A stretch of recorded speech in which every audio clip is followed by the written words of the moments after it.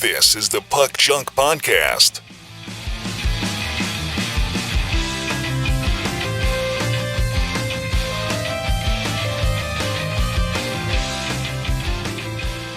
Hello and welcome to the Puck Junk Hockey Podcast. I'm Sal Berry, and with me is Tim Parrish and Clemente Lisi.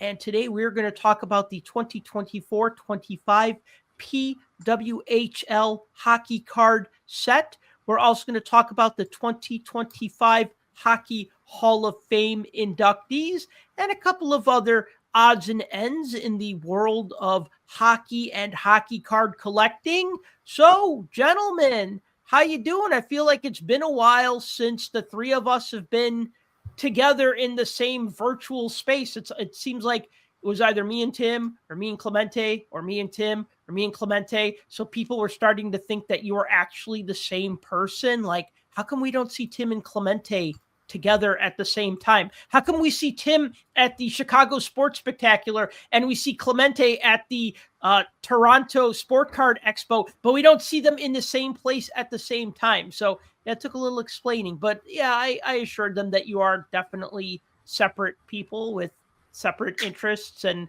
separate lives. And yeah, so it's great to get the band back together, as they say. So, Tim, it's been a while. How you been doing lately? I'm exhausted. Oh? To be honest with you. Yeah. You did a lot of traveling lately. Yeah, I've been really busy lately. I haven't had time to hop on the podcast because I haven't been anywhere where I could be pinned down for long enough time. Mm-hmm. Took a much needed vacay. We spent a week out in Vegas, which I think a week is probably a little too long. It wasn't actually a full week. It wasn't 7 days. It was 5, which is a while. But we had a bunch of stuff planned to go out there. Went to a Golden Knights game. That was fun. Oh, nice. That was a lot of fun. Who'd they play? The Boston Bruins. Nice. Which was interesting because we were supposed to actually take a trip to Boston. It didn't happen. Got canceled. So I saw that Boston was playing Vegas while we were out there, and I'm like, perfect. You gotta do it. So we did, and my wife is now like, she kind of liked the Golden Knights before a little bit, only because they had Fleury for so long from back in the beginning. But going to that game, she was just hooked. I mean, hooked, because I've been to a lot of hockey games in a lot of different arenas, and I've never seen a regular season game at the beginning of the year of a spectacle like that. And apparently it's every night. They do that every night. Now you're talking about the pregame show. I'm talking about everything. Pre-game, post-game, during the game, like everything. It's insane. That pregame seems like so much fun to observe, from the drummers with like the neon lights to like the knight that skates out at center ice and sometimes does battle with like a character from the other team, whether it's a king or a shark or whatever, but not like a cartoony mascot, but like, I don't know, like it's a guy. Yeah, a guy, but it's freaking cool. Yeah. They do all that. The laser light show on the ice is crazy, and it's just loud. Just loud. The place is packed too, so it was a lot of fun. But we did that, and we had a big festival concert that we went to over the weekend that was out there. So that was a lot of fun. 55 bands. It was a lot, but it was a good time. So we did that, and then Halloween weekend we were up in Grand Rapids, and I had stuff going on with the kids another weekend. So they're just been busy. It's really busy. And then it freaking snowed 2 feet of snow last night. So you got 2 feet for real? We actually measured. We had 9 inches this morning. Yep.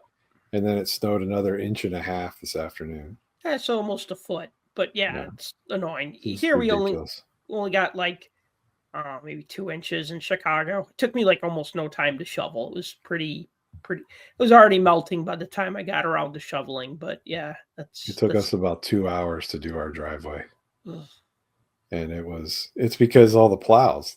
There was a 5-foot snow squall at the front of the freaking driveway. Fun. I hate those plow guys. God. Yeah, don't annoying. they think about other people? No, they just want to plow the road. And I get it, but man, it was killing us. And I couldn't get my snowblower started. Mm-hmm. I don't know what's wrong with it. I wasn't even prepared, so I didn't have it prepped for the winter. But shouldn't have been gallivanting all over the place going to hockey games and stuff. I should have been fixing my snowplow in anticipation. But, no, that sounds cool, are. though, that you had a good time. And yeah. Clemente, how about you? What's up? I'm great. I can relate to Tim is saying about being super busy. And for people that listened to the podcast last week, we kind of talked about how busy we were. I feel like I'm less busy now, which is great. And I'm kind of already mentally looking forward to Thanksgiving and Christmas. I know I'm early. For some reason, I'm just really looking forward to that, just the relaxing part. And I know I still have 2 more weeks of having to work before we get into a little bit of relaxation. Weather-wise, though, I was going to complain about how it went from 60 degrees to like 35 degrees in New York, but we got no snow. So I have no complaints. Like, I'm still trying to get rid of the leaves in front of my house. So I'm a season behind you guys, it feels like. Yeah, we get lake effect where I am. Mm-hmm. And if you know anything about what lake effect snow is, there's generally a band that's just over. Like, so if the lake edge is here and you're here, this is generally where it hits, right over here. There's like a band of it. And we got nailed with it this time. Sometimes it misses us, but we got hit with it hard. So yeah, I was shoveling snow and leaves together. They were kind of mixed together. And yeah, it did go from like 65 to 35, and it's going to be 65 by the end of the week, at least here in Chicago. So yeah, this is going to be an exciting couple of weeks for me because school is winding down. Now I'm kind of like just working with students on getting their, like I taught my last class today. Now they just need to turn in projects, but they have time for that. So now I've been able to like kind of do other stuff. So like I've been working on a hockey news article. I've been working on like sorting cards and getting them, ready for the next couple of conventions that I'm going to be doing in the next couple of weeks. And it's just been nice and focusing a little more attention to watching hockey, especially with like, with the season is now in full swing. I mean, we're like a month into the season and, like the newness hasn't worn off yet. It's still exciting, like that October, November, and even I think, till like right before Christmas, it's still like really exciting. And just a quick update. So this upcoming Saturday, I will be setting up at the Chicago Game Used Jersey Expo, which will be at Oakton Community College, which is in a suburb of Chicago. I think it's in Skokie. And I should know that, and I don't. But I'll post a link to it, or you can go to Facebook and search for Chicago Game Used Jersey Expo. Then the following weekend, I will be setting up at the Chicago Sports Spectacular, as usual, in my usual spot of booth 40. I'll be with my friend Steve from Vintage Grafts, and we'll be right next to that vendor that has all those discount sports jerseys. So that's usually always where you could find me, except for that one time I wasn't able to get my booth space. And then the next weekend is Thanksgiving weekend. So yeah, like the next 3 weekends in a row, I'm going to have something going on, like either 1 day or 2 days or 3 days or whatever. Like, yeah, so I'm kind of looking forward to that. But then after like the whole Thanksgiving glow wears off, then it's like, okay, now I got to get grades in. Now I got to do, I got to try to fit it in here and there, like between like doing this show, doing that show, trying to have a social life, doing family stuff, and then also wanting to just watch nonstop hockey on the day after Thanksgiving. NBC used to have, they called it the grudge match, and it would be like Boston versus New York or Detroit versus Chicago. And that'd be like their Friday at 11 a.m. game. And I don't know if that's going to happen this year. I imagine there's got to be a Black Friday game, but I'm looking forward to just that, like 12 hours of nonstop hockey and leftovers. Did you guys watch the Frozen Frenzy? Like, what was it, the 28th, I think, of October? You know what? I tried, and well, first of all, I saw that the Frozen. Okay, so first of all, I saw that they had The Point, that hockey talk show, but they had like The Point was on ESPN2, but then the Frozen Frenzy was on ESPN. So it was weird. It was like they had like before Frozen Frenzy, they had a college football show, and then they had Frozen Frenzy. And then like I walked away from my TV for like 10 minutes, and I came back and it was like college football. I'm like, what the hell? And they like basically moved it to ESPN Plus. So it's weird that it's like watch the pregame show on ESPN2, then watch the first half an hour or whatever of Frozen Frenzy on ESPN, and then go over to ESPN Plus to watch the rest of it. And honestly, it was just like them talking. Like it was just like I'd rather just watch a game than listen to what they have to say. Oh, and something's happening in Boston. Oh, look at that. They might score. I don't know. Why? What are you guys thinking? I ran it on Plus. And this year on Plus, it didn't work for me last year, but this year it was actually working where you have the multi-screen. And it was actually functioning like we are right now, where it's multi-screen and each of us have our little boxes. You had each game on, and you could flip between the sound of each one depending on what you wanted to listen to. And then most of them either had 3 or they'd have 3 plus the in studio as the 4th. And you could just bounce around from each one. And they had each feed broken down by here's 3 games, here's 3 games, here's 2 games, whatever it was. That was kind of cool. Like I said, it never worked last year when they had that functionality. But this year it seemed to work. So that was kind of neat. I like that. No, I didn't watch it because I'm one of those poor guys that has YouTube TV, and ESPN and YouTube TV are in the which there's no ESPN. I got rid of Disney Plus, so I don't get ESPN Plus, and so I'm in the ESPN blackout zone. So at some point, I'm going to have to either get Disney and get all that, or drop YouTube TV and get something else. But I don't want to get cable, so I'm kind of stuck. And so, yeah, I haven't watched a ton of hockey this year. The only reason why I haven't gotten rid of Disney Plus is because of ESPN Plus. Of course. If for some reason ESPN Plus were to go away, or all those sports would go somewhere else, I think people are not nuts about what Disney is offering generally. Well, but since they got the hockey contract back and they've been dumping all the games over there, yeah, exactly. It's like having center ice. Yeah, without having center ice.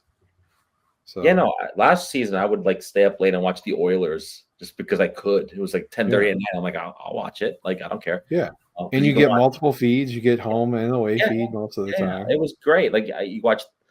I loved it. It was like having that, and it's great. And that's the only reason why I think ESPN just dumps stuff on there. I mean, literally, like every college has a channel now on ESPN Plus. Yeah. Oh yeah. Like every college in America has to set, especially for Division I, have to set up like a whole broadcasting apparatus just to be able to broadcast basketball and volleyball, hockey, whatever, baseball. And so it is great. Like you can watch anything, but these disputes between cable companies and these streaming providers, and ESPN is as old as it can be. I mean, this has been going on for years, depending on which cable system you have. They want a bigger chunk of the pie, and people are cutting the cord, and it's, whatever. And the only real asset to having cable, if you want to say that, is the live programming. And the only thing that's live is sports. That's it. Mm-hmm. The moment what's funny about the cord cutting thing that you bring up? Yeah. I've met quite a few people over the last year that are going back to cable because all the services cost so much money. Yeah, absolutely. You add up like Netflix, Hulu. I mean, add it all up, and you're paying way more than you ever did for cable. I mean, people didn't know that early on, and then everybody wanted their own streaming service. Like we already, in my family, cut a bunch of stuff out, but there's some things that are must-haves, of course. Like Netflix, you have to have Netflix. But like I did get rid of Hulu, and then you're like, oh, you can't stand Hulu. It's like Hulu's part of the ESPN Disney Plus package now, so it doesn't really cost you any extra if you get that. So the key is to get Hulu, and maybe for me to drop the cable package, whatever YouTube TV is like cable, even though it's streaming.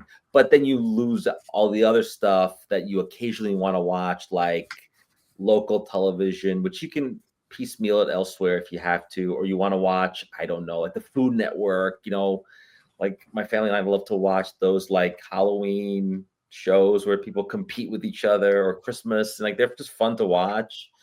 And so you got to give up you got to give in somewhere. Like I wish television would go the way like music, where you're just like, I just want to buy that channel. I want to buy that show, like for $1. Then, Right. I think we would have more choices and they would make the same amount of money, if not more. But anyway, that's where we're at. Okay, so here's what's on the docket for today's episode. We're going to talk about Alex Ovechkin scoring his 900th goal. We're going to talk about the Hockey Hall of Fame class of 2025.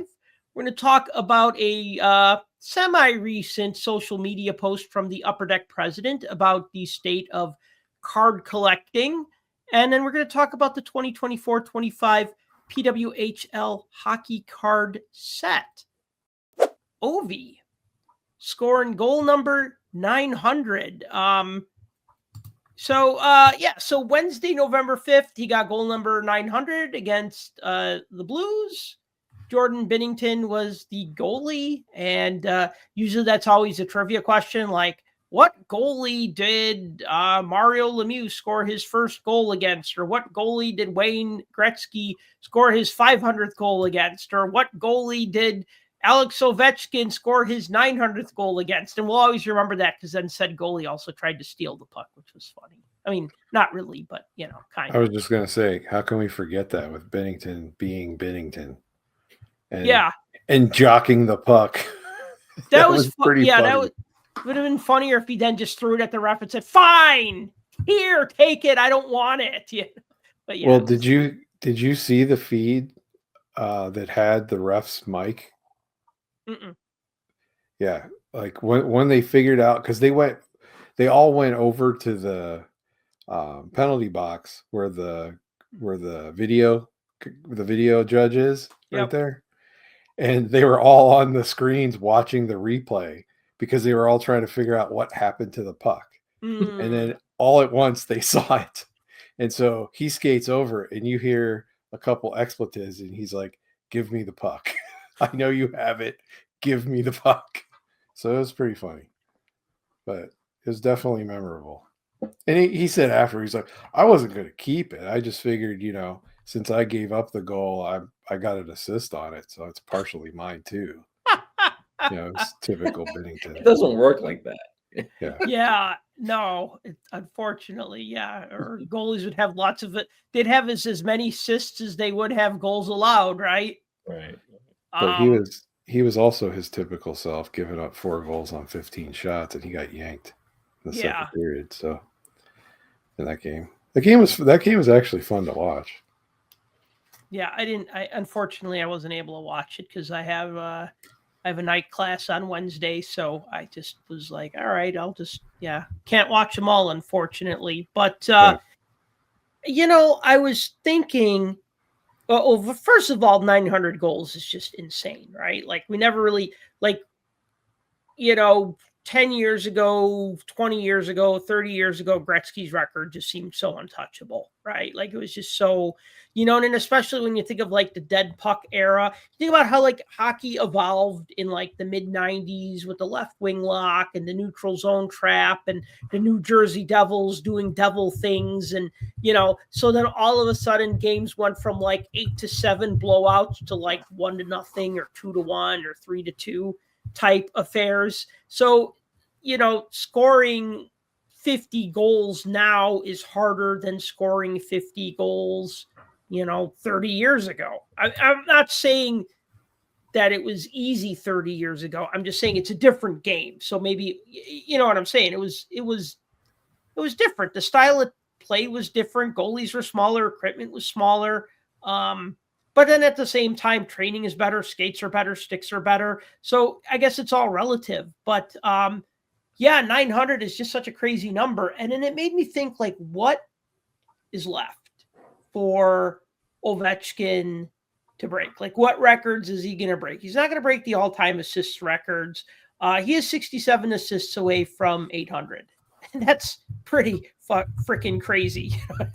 800 assists, 900 goals. I mean, that's just, those are both like insane numbers. But then I thought about, like, I remember in the 90s, I remember just reading, like, in the newspaper, like, they said Gretzky scored goal number, like, after he beat Gordie Howe's goal record. And then it was just like, okay, Gretzky now has this many goals, and that's more goals than what Howe had in the NHL and the WHA combined. And I go, oh, wow, okay, that's cool. And then I thought, well, now thinking 30 years later, I'm like, well, cool. If Gretzky, if Ovechkin gets to 941 goals before he retires from the NHL, then he'll top what Gretzky scored in the NHL and the WHA. And if you go, well, WHA isn't the NHL. Yes, you're right. That is true. They were not the same league. And people would say that a lot of people who watched hockey in the 70s would tell you that the WHA was an inferior league, but it was still a major professional league. I mean, it was a competitor to the NHL. It wasn't their farm team. It wasn't an AHL league level league. It was an NHL league or an NHL caliber league with some really good players and some not so really good players. So, I mean, again, I'm just spitballing here. Like, if he gets to 941, that would top everything that Gretzky scored in the NHL and WHA during the regular season as far as goals. 1,000 goals is 1,000 goals, 4 digits. That's just crazy, like 1,000 goals. Gets to 1,017 if we count playoff goals, then that would then he would break Gretzky's record for most goals between regular season and playoffs. And Ovi has 77 playoff goals right now. So he's at 977. And then if we counted everything, WHA and NHL, regular season and playoff goals, the number would be 1,073. So again, just food for thought. That's all. Like, because every goal that Ovechkin scores sets the record, right? Like, Ovechkin scores goal number 901, and that is the new record for most goals by an NHL player. And then when he scores his 902nd goal, that will also be the record for most goals by an NHL player. You know what I mean? He's just increasing that record. So what records are left? And so here's a couple. Yeah, I think he's long cemented his legacy. I guess the question now is, since records are made to be broken, who breaks his record? That's what I want to know. Oh, that's simple. Connor Bedard. Okay. Sorry for laughing. Somebody's drinking the Kool-Aid. No, it's Gatorade, but okay, yeah. It's not even purple, it's clear. Because I don't want to have a purple tongue while I podcast. I will give him this. He's doing pretty well this year so far. The Connor 2.0. It's amazing if you give him a couple players to play with and a goaltender that doesn't let everything past him. Oh my God. Well, Mrazek played above his pay grade, but he was still Peter Mrazek. So Spencer Knight is definitely an upgrade in net for the Blackhawks. Yeah. Look, I think it's a long shot, but I think the only player currently playing right now is Austin Matthews. Oh yeah, no. Kidding aside, yeah, Matthews would be a worthy candidate.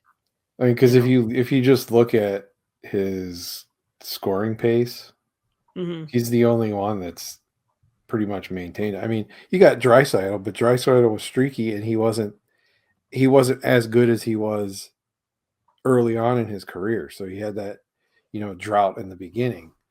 But I mean, he could go on spurts and probably get there, but I don't know that he will. And McDavid's always a threat to do so, but I just think he would need to significantly start firing the puck in order to be in that same sentence.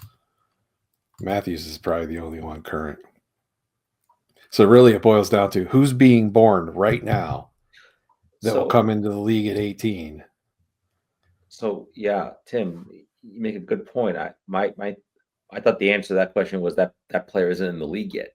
So Yeah. that's But if I had to pick somebody like at gunpoint, I'd say Austin Matthews would be the only other person. Matthews is the only current player I think that even has a shot. So Yeah, but, yeah.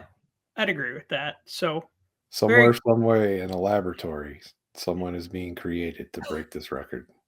Probably in Russia, I would think. So could be The another other record. thing too is what my only thought when he scored the record was, if you haven't gotten that Ovechkin Young Guns card now, you really never will, because it's really going to go even further and further out of reach, because this could become, like, for a whole generation of people, collectors, like the Gretzky rookie. Like, oh, you got to get the Ovechkin. Like, you have to have it. It's like a Mount Rushmore type of, and I know people hate that term, but it's like a Mount Rushmore card, or it's becoming that. Not because the card's so great, but it is his rookie.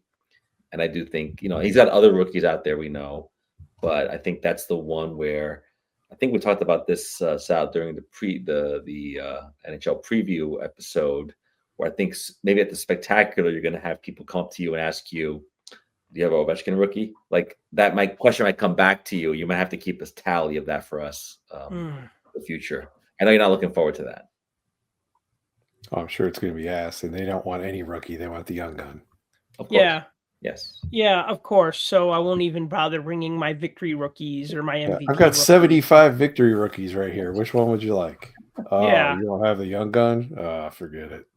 Yeah. Well, it's, I try not to play stupid, but when people say, like, do you have an Alex Ovechkin rookie card? I'd be like, yeah, I got a victory rookie card.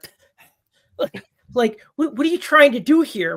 What kind of crap are you trying to pull? Well, you asked for an Ovechkin rookie. I mean, I have an O-Pee-Chee rookie. I have an MVP victory rookie. Is that even licensed? Yeah. Yeah, how about it, right? Victory, isn't that those things that are in those free packs you get on National Hockey Card Day? Feels like, pretty much feels like it. Hey, I got a riddle for you. What's the difference between victory and MVP? MVP still exists? I don't know. The price. That's it. It's all the same, right? Full color front, full color back, UV gloss coating, 20-point card stock. It's the same, right? If you put on a blindfold and felt up an MVP card, a victory card, and an Upper Deck Series 1 card, they'll feel the same. There's just no difference. The difference is the price point. These ones are $4 a pack, and these ones are $12 a pack. So supply and demand. So yeah, hey, real quick before we move on, I just want to ask you guys something. Ovechkin is in the final year of his contract with the Washington Capitals. Do you think that he will sign again with the Capitals, or do you think he will go back to Russia and just wind down his playing days there, much like Jaromir Jagr is winding down his playing days in the Czech Republic? I definitely don't see him signing for another team, that's for sure. So if he still wants to play and he wants to play in the NHL and the Caps are willing to give him a 1-year deal or a 2-year deal, I'm sure he'll sign it. But the rumors have been floating around for a long time that he's going to play a season or two in the KHL. So I don't know. I mean, he's one of those guys where I feel like he's unpredictable. Like, when you think he's going to zig, he zags. So I think it's hard to say. I'd like to see him finish his career in the NHL, but I think the odds are pretty likely that he goes back to Russia. Yeah, I have to agree with Tim, especially now that he's broken the goals record and he's kind of got the 900. I don't know that he is thinking about 1,000, and that's a kind of a long ways off. And I think he will probably go back to Russia, and it'll be a huge homecoming for him and for these young Russians to be playing on the same team as him. And of course, he'll light up the league there, and he'll do all kinds of great stuff. And I think he's already a Hall of Famer. It's not an issue here, and he misses home and wants to go back. And otherwise, I do agree that maybe another year contract, but you kind of have to figure how much longer can go or wants to go. You could do what Jagr did, but Jagr also, like Ovechkin, had longevity, but played all over the place, like outside of the NHL. So he might do the same thing. I'll tell you what. Yeah, go ahead. If we didn't have the political and social climate that we do, and Russia would have been allowed to participate in international tournaments throughout this time frame, the Olympics, I don't think we'd be having this conversation, because I don't think he would have the desire to leave and play in his country, let alone for his country. Right. Because he hasn't represented Russia internationally since the 2019 World Championship, I don't think. Okay. So, I mean, it's been a while. So, and it doesn't look like the sanctions are going to be lifted on them anytime soon. So, no, that the war would have to come to an end, and then they would lift the ban. But you're right, there's no end to that, it seems. So yeah, it's unfortunate, because I do think for the European players playing for your national team, I mean, other than the US and Canada, I get it, but playing for your national team is a big deal, not just in hockey, but in many other sports. So I do think he probably does miss that. I mean, look, you'd have to end up on some, club team or team in the KHL. I don't know who would, unless he goes back to the team he started out with. He'd want to go to Moscow. Yeah, I would think so. He started Dynamo Moscow. Yeah, big market, and and kind of treat that as being representing your country, even though it's not your country. But yeah, I do think Tim is right. The political climate is also what might be pushing him to do that. It's actually been quite amazing that he hasn't had a lot of backlash playing in the league here. I mean, a little bit early on, there was a little bit of a backlash to him being Russian, but it was quickly smoothed over. I don't think it was a thing, but I do think he misses home, and that does create that issue. I know we talked on the previous show that not having him at the Olympics, or even just having the Russians at the Olympics, but not having him at the Olympics is a huge loss. Or even the four nations, we know that if Russia hadn't been banned, Russia would be one of the four nations probably. So yeah, they'd be five nations or whatever. But yeah, it's a huge loss, because I think those goals don't count towards these numbers, of course, but it's for him, it would be huge and remarkable. And for us, for neutrals, people like to watch the game, it would be amazing. But maybe you never know. Maybe if they do lift those sanctions, maybe at some point in the future he would, we watch Russia versus the Czech Republic and watch Yager versus Ovechkin. You never know. That'd be insane. Yeah. Let's talk about the Hockey Hall of Fame class of 2025. Okay, so just to ramble off the names of the inductees for this year in the players category, we have Alexander Mogilny, Duncan Keith, Zdeno Chara, Joe Thornton, Brianna Decker, and Jennifer Botterill. And in the builder category, we have Jack Parker and Danielle Savigno. Hope I'm saying that right. Savigno. I was very impressed. I was very impressed with your pronunciation. I don't know if you're right, but I'm impressed. So. I just gotta say the second pronunciation was that correct. Yeah, because there's no N. There's no N in there. So, yeah, the second pronunciation was correct. Yeah, I misread what I misread it. Yes, I just added consonants where consonants should not be. So yeah, I think this is well, you're gonna say, well, this is really solid class. Yeah, that's some hard hitting insight there, Sal. Yes, this is a very solid class, and if we add up all their goals and all their assists and all their points, and it's just you look at this group of Hall of Famers, and I don't think any of them I look at and go, huh, really? Like, I think. Like, what was the year we had all those goalies go in? That was 2 years. It was like, okay, Lundqvist. We're like, Henrik Lundqvist. Yeah, of course. And we're like, Mike Vernon. We're like, good. Hall of Fame, good.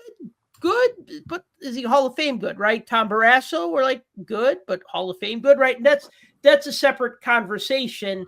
Like, people are always haters will always poke holes, or you just wonder, right? You just say, oh, really? That guy made it in a Hall of Fame. Okay, cool. I guess he's a Hall of Famer, right? And, it's funny because, like, I was arguing with somebody on social media, as, believe it or not, these things do happen on social media from time to time, arguments. And I think I made the comment that Curtis Joseph is the goalie that has the most wins, who's not in the Hall of Fame. And then somebody's like, well, yeah, but if he got inducted into the Hall of Fame, then there'd be another goalie who has the most wins, who's not in the Hall of Fame. And then should he be in the Hall of Fame too? No, but there's a threshold. I mean, yeah. you only keep going on the list. Also, I would argue Mike Richter would be that goalie, but whatever. Whatever. And actually, I thought Richter was in the Hall of Fame. So goes to show what I know. He's in the U.S. Hockey Hall of Fame, not the as he should be. One. But yeah, I don't know. I mean, yeah. So I guess there's arguments to be made there. But you can argue everybody on this list, and you can argue everybody that's been taken in for the most part. Each year, there's always at least one or two where it's like you might have a head scratcher, especially if there's somebody else that people have been pining over for years to actually make the list, and we have one of those this time. Yeah, exactly. I was going to say, you know, the why did this take so long category. Yes. You know, Alex McGillney. Yeah, I know, right? Like, why did it take so long? Yeah, and obviously, there's probably something else there that the general public doesn't know about, and that's fine. I mean, they're not as completely transparent about how the process works. You get to see a little bit of it with the guys calling the players on the phone and tell them that they're going to be, an inductee, but you don't see the process. You don't see the voting process. You don't know what it is. You don't know what the categorical type things that they're looking for. I mean, you can speculate like, okay, Duncan Keith. Well, was he the best of what was available of the defenders that are out there? Well, he's a top 100 player of all time. He's on that list. How can you have a top 100 player of all time and then not put him in the Hall of Fame? I mean, that's kind of silly. So, I don't know. I mean, I wouldn't argue with any of the people on this list at all. I mean, Chara, the guy's a workhorse.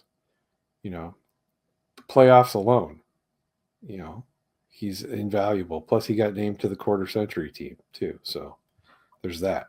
And he's the tallest player ever. So you got to have him in the Hall of Fame to represent the tallest players ever. Actually, I don't think he's the tallest now. Isn't Rempe the same height? He's like 6'9". I think Rempe's 6'8" or 6'9". Yeah. Yeah. He might be close to the Clemente, same. you interviewed him. How did he come up to his shoulder or to his chin? He was huge. Yeah. Yeah. No, I mean, he was big. He could have played for the Knicks. No. Also, he was on his skates when I talked to him, so he was even bigger than he was on his skates on not on the ice on the other side of the board. So yeah. I think he is like 6'8", something like that. I mean, whatever. Yeah. No, he's a big guy. No, I mean, I'll add the same. I agree with Tim's assessment. I mean, McGillney, like a trailblazer, the first Russian to come over, and before the flood of them came in the 90s, and an exceptional player, scored lots of goals. I mean, yeah, we're not privy to the process like as much as we are with the Baseball Hall of Fame, where there's a veterans committee and players after a couple of years lose eligibility, fall on another list. We've heard some of the politics in baseball, and then there's also the whole layer with baseball of, because you had steroid use and performance enhancers, a lot of guys that normally wouldn't make the Hall are making it. So there's a lot going on with baseball. I always thought baseball was the hardest Hall of Fame to get into, and that's no longer the case, in my opinion. But pause there. Yeah, they let all the Harold Baines in. Yeah, right, exactly. Once Harold Baines got in, and then, Roger Clemens isn't in, or Barry Bonds, because these guys had careers before steroid use, and we can debate that to death. The hockey one, Tim's right. We don't know what the politics are. We know that some of the former players are involved with the Hall. It's also not the NHL Hall of Fame. It's the Hockey Hall of Fame. So it is larger than just the NHL. So if you had a great, if you won 3 gold medals at the Olympics, for example, and never won a Stanley Cup, it doesn't matter. You could still make the Hall of Fame. I mean, Lundqvist made it probably on the back of his international career more so than his NHL career, or a combination of both. So sometimes you see names on here that don't necessarily make sense, or, this list makes total sense in terms of the NHL. I agree with McGillney. Like, why did this take so long? And it would surprise me in the future if we see names like if you see Curtis Joseph or Mike Richter, you'd say, why are these guys like, yeah, they deserve it. Why now? And why not sooner? And I don't know that players lose eligibility. I mean, Mike Richter could still make the Hall of Fame like 10 years from now. And people would be like, oh, interesting, but why now? And that's the question we're always going to ask, why now?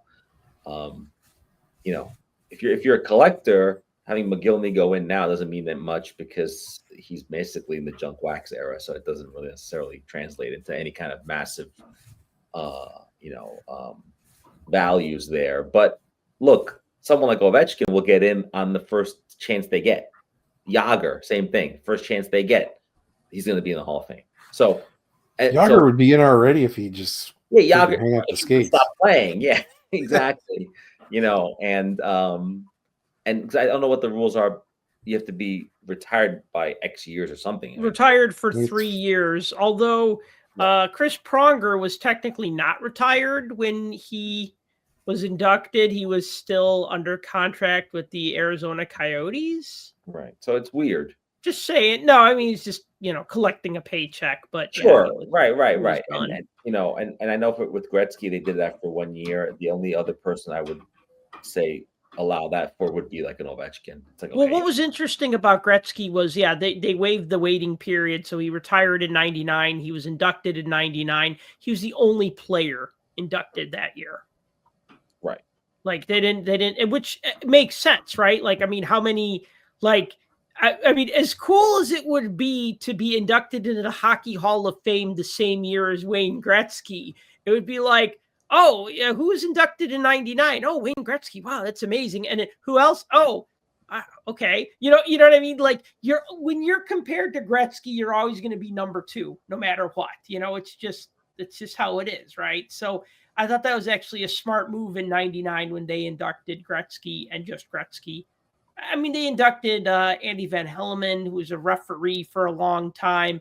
And I want to say they inducted one builder, but I can't remember who it was because don't remember. But yeah, I mean, I look at this class and oh, by the way, I want to just call back to something that Tim said earlier. So the tallest player in the NHL is inducted now, Zdeno Chara. And it only makes sense because the shortest player to ever play in the NHL is also in the Hall of Fame. You know who that is? Is that Marty St. Louis? Mm-mm. No. Shorty McGillicuddy. I'll give you a hint. His nickname was Shrimp. Oh, Shrimp Orders? Yeah, Roy Shrimp Waters, 5'3". Was a goalie for the New York Americans. I think he played from 27 to, actually I got his career right here. He played from, I'm sorry. He was originally a Pittsburgh Pirate, but not the baseball Pirates, the hockey Pirates. So he was with all the Pittsburgh teams were Pirates. Yeah. So he was with actually it was with the Pittsburgh Yellow Jackets in, I guess, it looks like a minor pro league, the USAHA,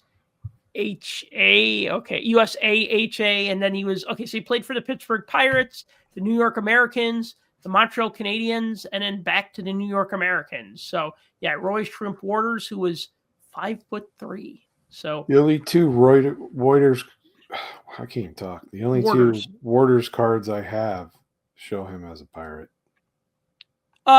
They're in the game cards that they're like headshot. 0405 franchises. I don't remember what they're from. They both use the same picture, both the cards I have. Probably one is from Between the Pipes, and the other one is probably with the curvy text on the top that looks like a 76, 77 tops. I'm just guessing, but yeah, I know what you mean. One of them is the franchise one. Yeah, good set. We should do a show about the franchises set. Yeah, go ahead. I was going to say, I said it earlier, but I was going to say it again now that we're like actually having the show. The weekend had the Q&A with the general public, and I found something interesting in the Joe Thornton interview. Mm-hmm. Somebody asked him why his nickname is Jumbo, and I think most people up to this point that didn't already know the story would think, oh, because he's huge, but he's actually named after an elephant. That's where that nickname came from. Really? Jumbo the elephant, the famous Jumbo the elephant, actually, because Jumbo died in St. Thomas, Ontario, which is where Joe Thornton was raised and grew up. So if you go all the way back to 1885, P.T. Barnum got Jumbo on loan from another circus and decided to bring him to the United States in North America, and they were traveling. And how did they travel back then? Well, they got on trains. And so they got up to St. Thomas, and that was like the perfect place because they had to be near a train yard where there's lots of trains coming in and out so they could get all the people to come to the circus. And when they were loading up for the day, they were leading the elephants across, and a train came flying up and just slammed right into the elephant, killed it. And that's who he's named after. That's who his nickname's named after. Wow. You could have ended that story about 45 seconds ago. You could have said he was named after a circus elephant that was famous. No, I got to tell the rest of the story. Well, yeah, I mean, we all die eventually, but damn, dude. But he was hit and mortally wounded by a train, and he died within minutes. Come on. Okay, instead of instantaneously, I mean, yeah. So he might have suffered a little bit, I guess. Well, dude, which is sad. Okay. And then they took his tusks, and they took the ivory from his tusks, and then he made hockey sticks out of it. Wow, and that'd be I bet that'd be really heavy. I don't think you could shoot with that. It'd be like one of those old regular wooden sticks. Super heavy. Dude, my original Titan stick is still going to this day. It somehow survived many years of ice hockey and then floor hockey and then ice hockey again. So yeah, they're pretty indestructible. One thing I wanted to say really quick though, just Clemente, you mentioned about Alex McGillney and how his cards are in the junk wax era. I think it'd be kind of fun to talk about real quick about some of the rookie cards. Although, actually, you recently wrote a story for Sports Collectors Digest. Props to you on that. About about collecting Russian rookie cards, and you talked about McGillney as one of the players in your article. Which did you have a preferred rookie card? Do you think one? I mean, obviously, we're going to say that the Topps is the worst one, followed by Bowman and then maybe O-Pee-Chee. But I mean, he was in all the sets that year because he was a rookie in 89-90. So he was in every 90-91 set.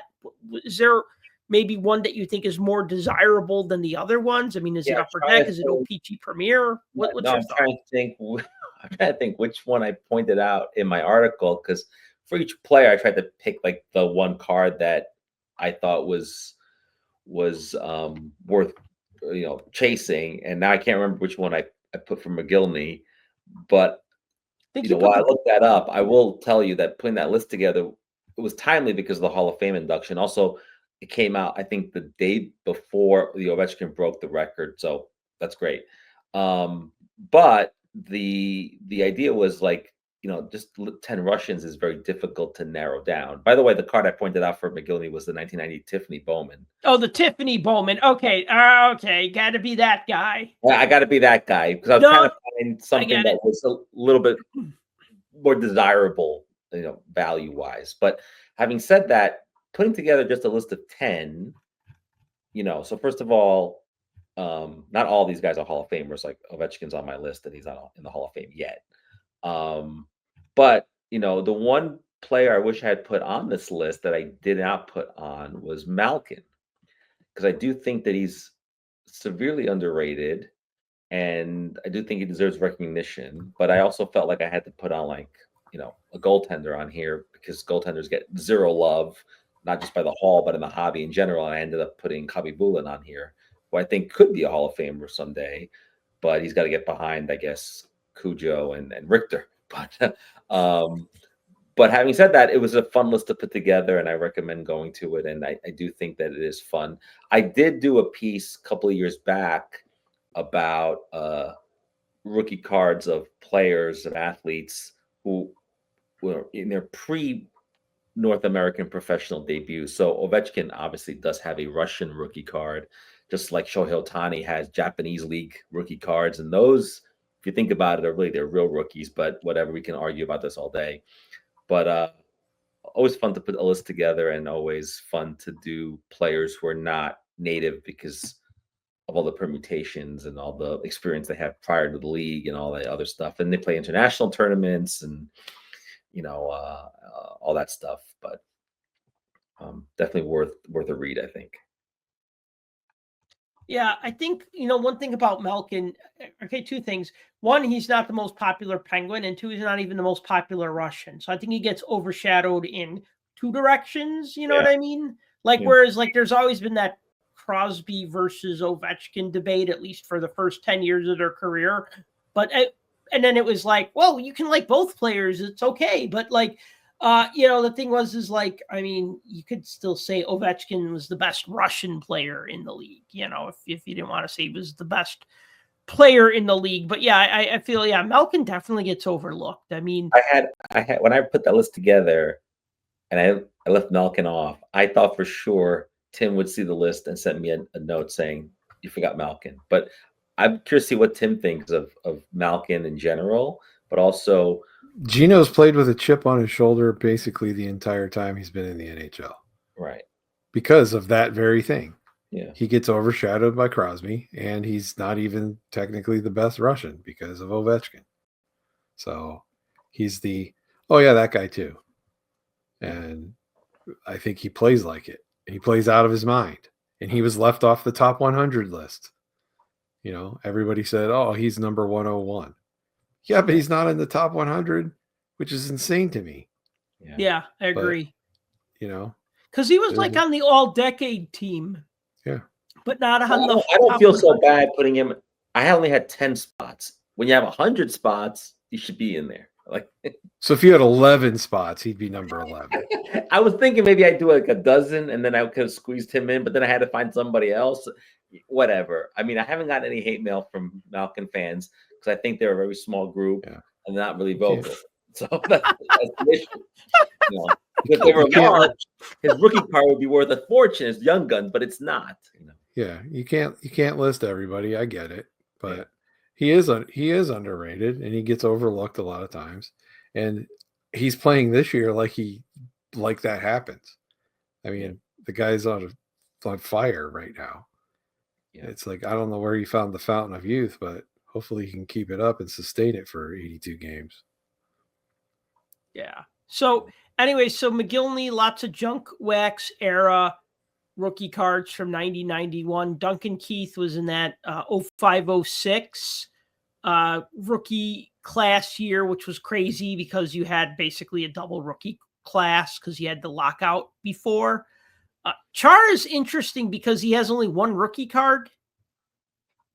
And I have the card, and I'm struggling to remember what it is. So I'm going to look it up, but Tim knows it off the top of his head. It's the SP card.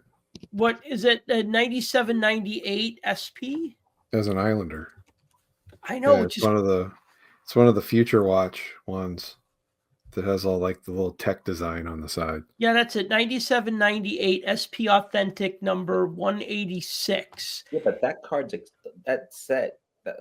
expensive though. It's not. It is, and I tracked one down a couple years ago. Well, and I'm glad I bought one a few years ago, and I don't remember what I paid for it, but I don't want to say I got a good deal on it, but I didn't. Whatever, I think once people started figuring out, oh, Char's going to be in the Hall of Fame, let's start jacking up the price now. But whatever I paid for it, I'm happy I bought it. But at the same time, I just knew, like the same thing happened when Keith Yandel broke the Ironman record, or when he was about to break that Ironman record. Yes. And then all of a sudden, I'm trying to find his Cup rookie card, and everybody wants $100 for a card that should be like $30 tops, and I was actually able to find one of his for like $30. I don't remember what I paid for the Chara. I think I probably paid like maybe 30 or 40 for it. But then again, I mean, it's like, wow, $30 for a that's kind of out of the junk wax era. I mean, 97, 98? Is that kind of like junk wax unincorporated? You know what I'm saying, though, right? Like it's junk wax adjacent. Junk wax adjacent. That's like a big insert era. People were looking for inserts. I mean, not just actually they were looking for inserts then. They're looking for inserts from that time now. But let me ask you this before we move on. Yeah. Duncan Keith's Young Guns card, or just as rookies in general, you think there's going to be a bigger demand in Chicago when you're at the show in a few weeks? What do you think? Yes. Okay. Yeah, I do. Because you know what? Keith is one of the guys that always sells in Chicago. Like, okay. I have no, like, but it's funny because, like, there are just, I mean, you know what it's like. I mean, when you have, like, players that play for the team, like you were last week when we talked about 75, 76 tops, and you talked about Ron Greshner and like how you just, if you're in New York and you're a Rangers fan, you have to have his rookie card because he was just a part of that team for so long. And so they're like Blackhawk players, like pretty much almost anybody from those cup winning years, the recent cup winning years. But yeah, Keith is definitely, I put his cards out in my showcases and they sell. And the good cards, not so much the common cards, whereas like my common Patrick Kane cards will sell. Haven't sold any Jonathan Taves cards lately, but like Patrick Kane, Corey Crawford, Marian Hossa, I guess a little bit of Duncan Keith, but Nicholas Hjalmarsson, like those guys are just, I'm not saying Hjalmarsson is more popular, but I'm just saying that like people usually want like a Keith rookie card, autograph card, or jersey card. I don't meet anybody who's just like, oh, I just collect all Duncan Keith. Like they might say, oh, I collect all Corey Crawford, or I collect all Jeremy Roenick, or all Ed Belfour, or all Patrick Kane, or whatever. So it should be interesting because with him going into the Hall this year, if that's going to kind of make there be more interest in his cards. So, you know, this would be the time to I guess, if you have a card, sell it, or if you're looking for a card, well, people are going to bring them to the shows because they're like, oh yeah, he's just got in the Hall of Fame. So, yeah. Yep. Yeah, and then Thornton only had 2 rookie cards in 96, 97, which just seems weird that he and Chara had like 1, or he had 2 and Chara had 1. But like you look at guys like Duncan Keith and he probably has like 30 rookie cards, and you look at McGillney, and if you count like the Score Canadian and the Upper Deck French and the Bowman Tiffany and the Topps Tiffany, I mean, that's over 10 right there. So yeah, it's kind of crazy. Like Chara has 1 rookie card, you know, and then Jennifer Botterill and Brianna Decker, they don't I actually have these pulled up right here. Decker has 2 cards. One is unlicensed, and the other one's a Wisconsin Badgers NCAA card. So good luck. And then with Jennifer Botterill, looks like she had some, what is a World Championships card? I don't recognize that, by the Chronicle Herald. Okay. Looks like a local issue. And then some in the game cards from 06-07 and 07-08. So she had significantly more cards than 2. And then Canada, and then of course the champions inserts and such, World of Sports. So she's had quite a few cards.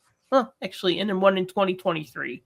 So yeah, if you collect players, you know, you could, all of these rookie cards, I think for the most part are probably pretty findable. Maybe not Brianna Decker as much, but I feel like it's getting harder to find the Thornton rookie not graded. You're talking about the 96, 97 Upper Deck. Oh, really? Okay. Yeah.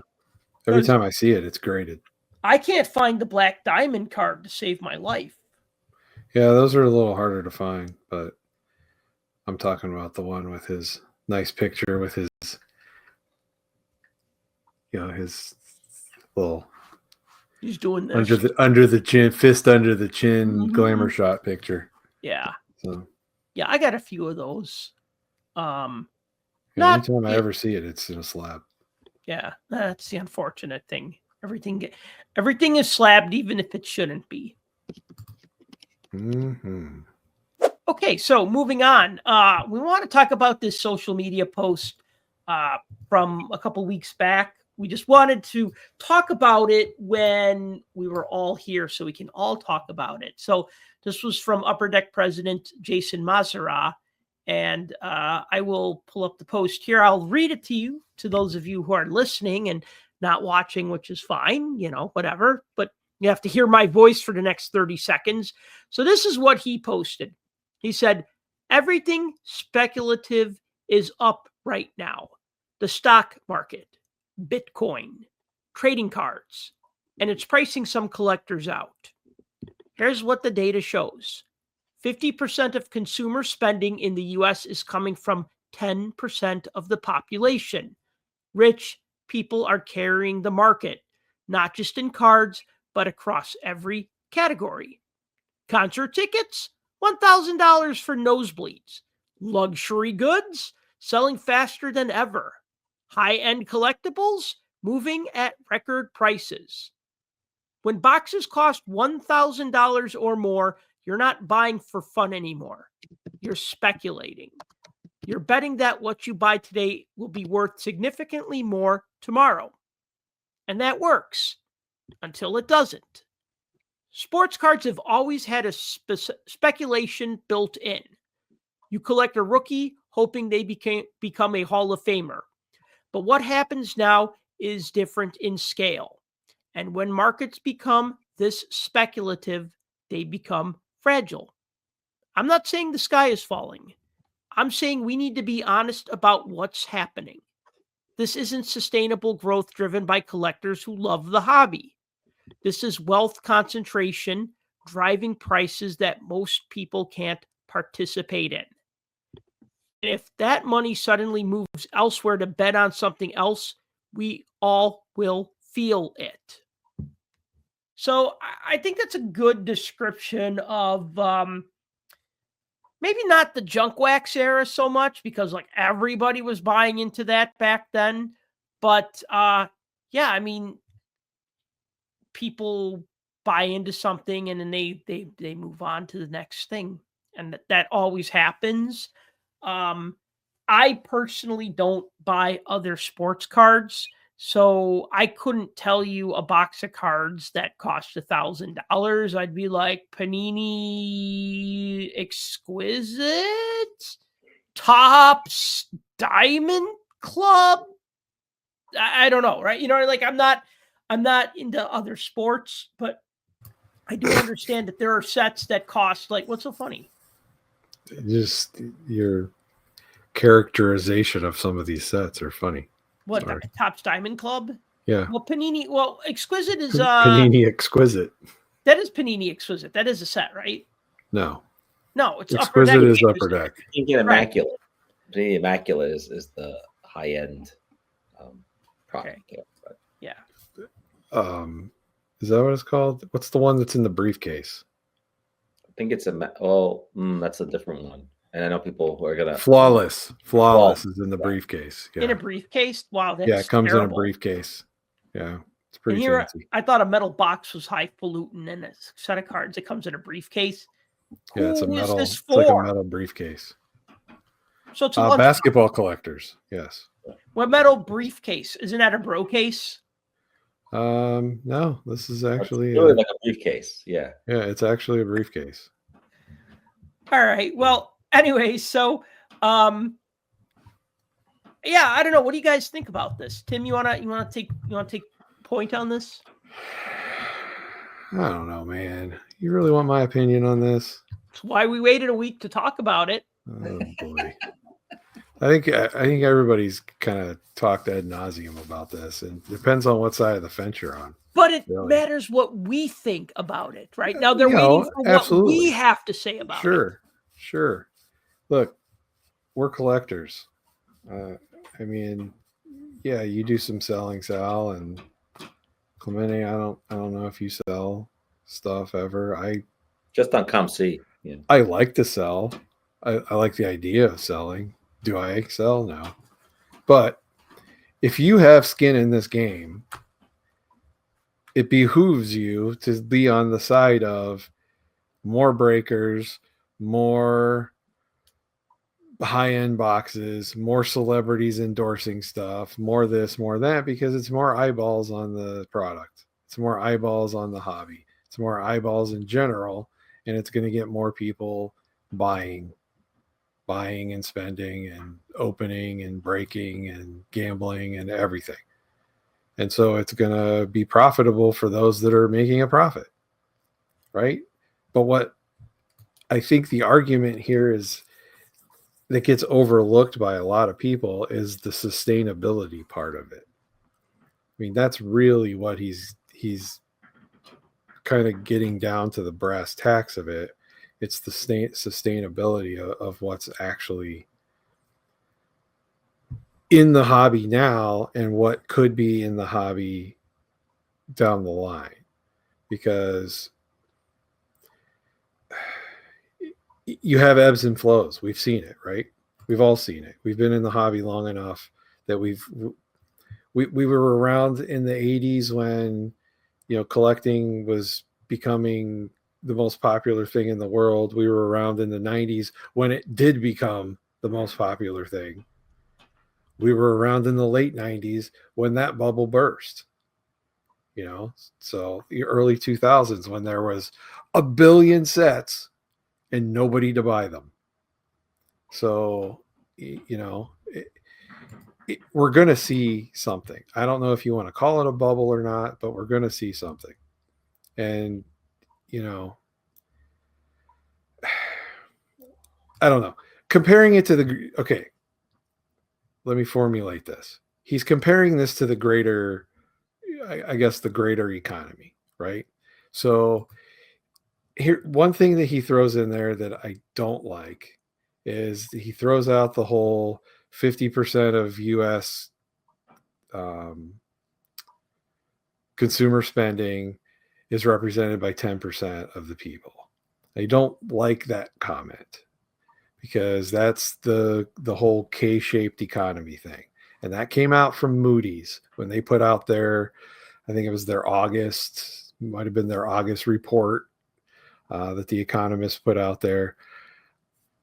Here's why I don't like it. Because if you take a bigger, deeper dive into what's actually going on there, it's slanted a little bit and it's not painting the whole entire picture.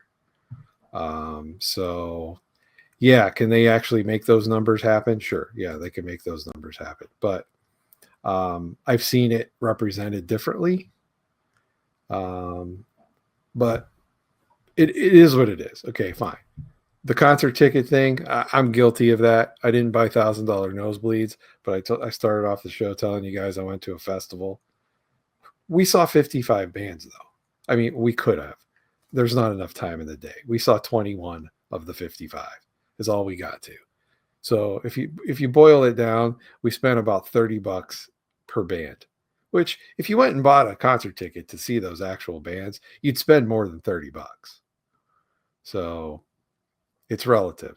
I mean, if we saw 55, it's what, $16 a band? I don't know. If you break it down, that's how I break things down and make them more cheap, palatable, affordable. Yeah. You know, oh, it's only this per, you know, so it makes it seem less like. But are people paying that? Absolutely. And the more things are in your face, and the more things are popular, and the more things have people watching TikTok videos and YouTube videos and everything else, those are the more expensive tickets. I mean, all your Taylor Swift's and Sabrina Carpenter tickets are that price, because those are the people that are shoved down your throat on social media every single day. So that's what people are going to buy. And high-end collectibles, absolutely. We see it all the time. We see it every single day. Somebody bought an auction for an exorbitant amount of money. And it's crazy because you think, where are these people getting all this money? But it's there. But look, we have our lanes. We stay in our lanes for the most part. And neither myself nor either of you guys are out here buying these $1,000 boxes. You know, we're not the consumer for that. I don't think even when they weren't 1,000 and they were 900 or they were 700 or they were even 500, I don't think we were the consumers for those, just because it's not what we do, right?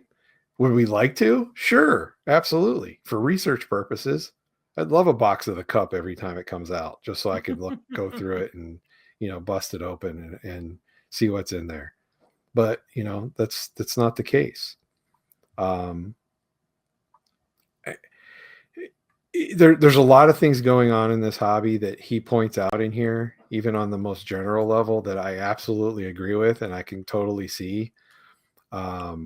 Without getting totally in the weeds here with stuff, I wouldn't say the sky is falling either. But at the same time, I think you're fooling yourself if you don't think there's an inherent problem brewing with everything. And again, we kind of stay in our lane. So we're buying what we buy and we collect what we collect. And that'll always be the case, because here's the thing. Yeah, you can't go out and buy the $1,000 box. You might be able to go backward if you have to scratch that itch to open wax, but there's always something to collect. Trading cards have been around for 100 years or more. Well, they have been around for more, but there's always something out there to collect. And if you're into just the sports cards, they've been around forever. There's something for everybody. And I think vintage, for what it's worth, has kind of sort of remained immune to some of this a little bit, with few exceptions. Obviously, the super high-end graded crazy cards like the crazy Babe Ruths that people find, and Ty Cobbs and Gretzky rookies and Mickey Mantles and those types of things. But there's a huge market out there, and there's many ways you can collect without having to dive into some of these things, these massive auctions, these huge breaks, these repacks, these all of these controversial, divisive type things that drag everybody onto social media to scream and shake their fists at clouds. Yeah, you may have a whole group of people that agree with you, but in the end, none of that stuff's going to go away until it goes away. So, like he finishes this up saying, if that money suddenly moves elsewhere to bet on something else, we'll all feel it. And we will. We're not buying those $1,000 boxes, but we're buying other stuff. So prices are going to fluctuate. I mean, they might be high now. They may go down. We may collect more. We may collect less. It just depends. This is a hobby to me still. I do this as a hobby. I don't make a living off of this. I don't try to make a living off of it. I don't try to make money off of it. And I don't need it to sustain my life. If I don't touch a single piece of cardboard with pictures of men on it for weeks on end, I'm not heartbroken, and it doesn't destroy me. It's a hobby. It's something I do for fun. And I've been trying a lot lately to not get drugged down into all of this mess of everything and this kind of quagmire that things have become, of being cut out of the hobby and not being able to afford stuff and all of that kind of thing. I can't find product, and I can't do this and I can't do that. I've just pivoted. I can't buy wax anymore. I know that it's not affordable. It's just the juice isn't worth the squeeze. It may never have been, but I'm consciously aware of that now. So what do? If I'm going to spend $50, $100 on a box, okay, I'll just spend $100 on the exact cards that I want instead. Why not? Maybe it's not as fun, but I get exactly what I want. And in the end, that's what it's all about. Now I don't have a giant stack of cards that I opened up, and what am I going to do with these? I sorted them. I built my set. I have all this extra, all these inserts I don't need. What? Now they sit in a box. I got enough of that. I don't need any more. So, pivoting is good. It absolutely is good. And when the speculators are done speculating, we'll be back to doing what we've always been doing. And just one thing I want to interject, and I know Clemente has something that he wants to say, but like when the market does move elsewhere, or if that money does move elsewhere, and it will, because it always does, right?